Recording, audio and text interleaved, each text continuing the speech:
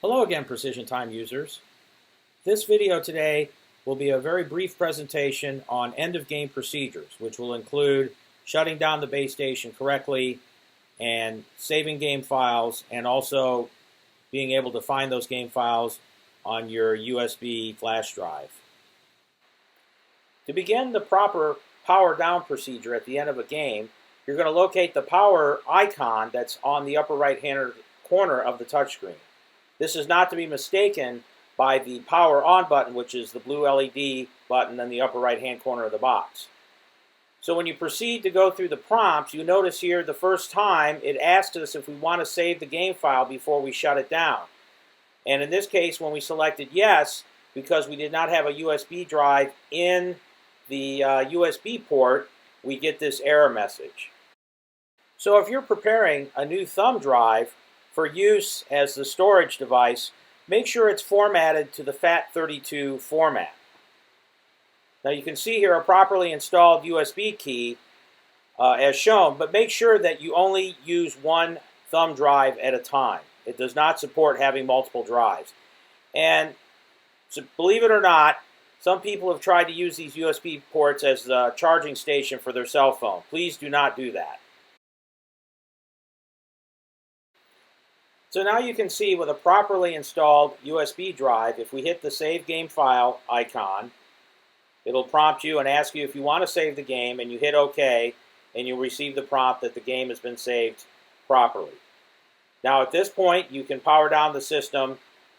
Please do not remove the USB drive until the base station is completely powered off. Now, if you're choosing to not save your game files, when you go to power down the base station, simply select No in the icon that asks you if you want to save the game file, and then it'll shut down without saving it. It is saved inside the base station, so if we need it later, we can go back and retrieve it.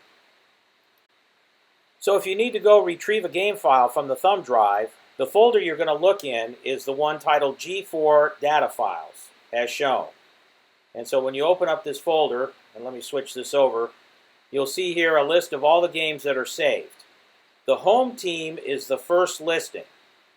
So if we pull up a random game file, you'll see every clock event on that file. And so in this example, we had a situation where we had a clock stop late in the first half where the referees actually went back and put time on the clock. In this case, they felt the referee's whistle was a little bit behind when the ball actually hit. But what the file does for us is it's a good diagnostic tool. You can see that the belt pack actually stopped the clock correctly at the 1.7 second mark, and then it's up to the referee's judgment to fix the time as needed. We strongly recommend, as conferences and referee assigners are becoming more familiar with what the game data files hold for them and being able to assess situations with the game clock, we strongly recommend that you make it your standard operating procedure to go ahead and save the game file to a thumb drive. As I mentioned briefly before, however, if you have a problem saving the game, or if you forget to save the game and then need that game file, please contact our office, as we have a way, if we get you connected to the internet, which I cover in a separate presentation, to retrieve that game file for you and assist you in getting it to whoever needs it, or even deciphering the file as needed.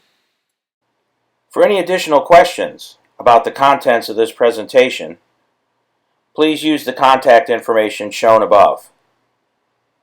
We thank you again for your support of Precision Time.